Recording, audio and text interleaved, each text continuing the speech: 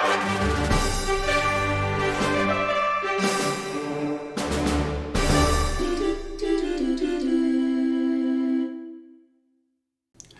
everybody, welcome back. In this video I am going to create a coffee mug, even though I am not a coffee drinker at all, but at least this part will give us practice to use the revolve tool. We'll use the sweep, we can add an image, and then we can stick the image onto the side of our mug using the decal tool. So let's get started, shall we? All right, we shall. So I'm going to go to new. I'm going to use the metric template, standard millimeters, click on the create button, and then what I want to do is I'm going to start a 2D sketch on the XY plane, and I am going to use the line tool to create. What I'm going to do is I'm going to kind of create a quarter, or maybe it's a half section view of my coffee mug. So I'm going to use the line tool. I don't want spline. I'm going to go to line. I'm going to start on the origin, drag it out to the right. My line's going to be 35 millimeters. And then I'm going to go straight down by 2.5 millimeters. Then I'm going to go to the right. That's going to be 5 millimeters. And from there, I want to go straight up. And that's going to be 95 millimeters. And let me zoom out a little bit. From here, I'm going to go over to the left. That's going to be 5 millimeters. And then I'm going to go straight down. 85 millimeters. Back over to the left. That's going to be 35 again, 35 millimeters. And then I'm going to zoom in. I'm going to end this thing where we started, so look for that green origin dot right there. I'm going to right click, select OK. I want to zoom out. So that's kind of our half section cut or sketch. What I want to do now is I'm going to create a center line. So I'm going to use the line tool, and I'm just going to draw a line straight down, kind of way out of the way.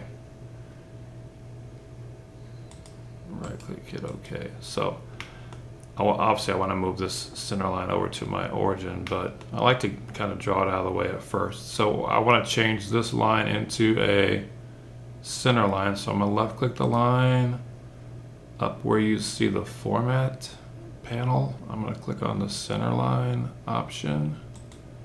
So now you can see it changes our line type to a center line. Then I want to move this over or constrain it over. So I'm going to constrain. This is going to be the coincident constraint.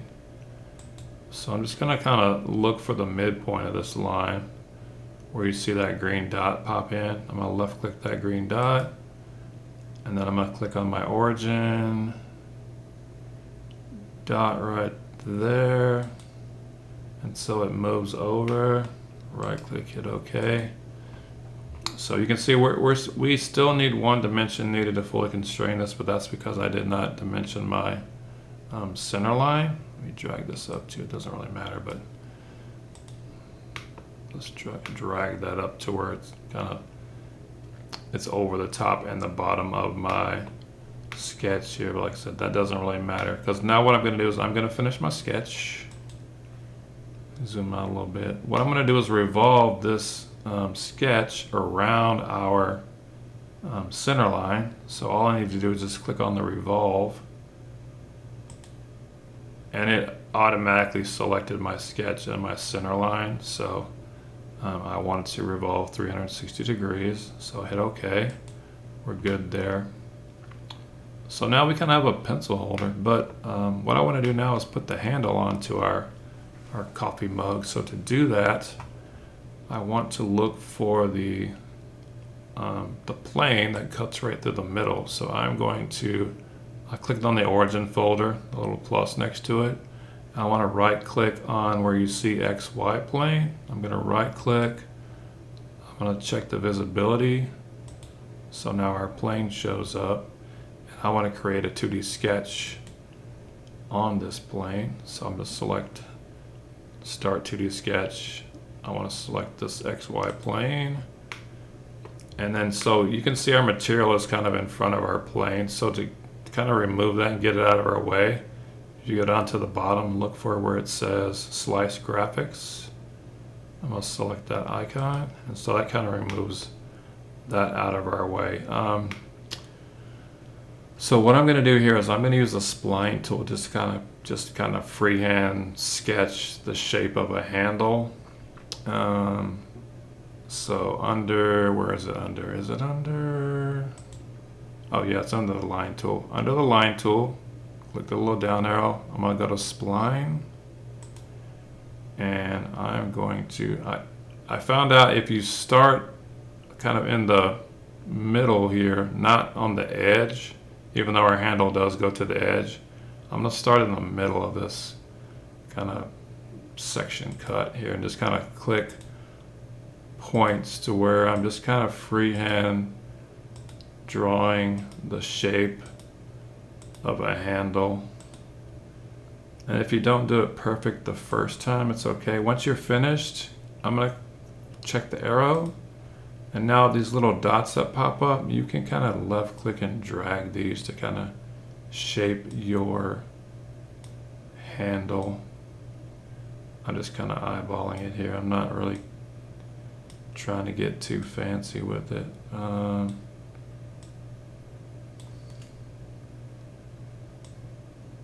Maybe I am trying to get a little fancy. So yeah, just kind of shape it however you want to. I'm gonna go with that, right? So then I want to finish my sketch. And now what I want to do is I want to create a shape that is, I'm gonna use as my handle to sweep that shape along this handle path here. So I don't know if that makes sense, but what I want to do is I am going to go up to where you see plane. So I'm going to create a work plane on the end of this path here. So I'm going to go click on the plane image. I'm going to make sure that you select the path of your curve that we drew for the handle. And then I want to select the end of this curve, and that's going to give us a work plane. So now I can start my 2D sketch on this plane that we just created. And again, I'm going to go down to Slice Graphics, try to get some of that material out of the way so I can see what I'm doing.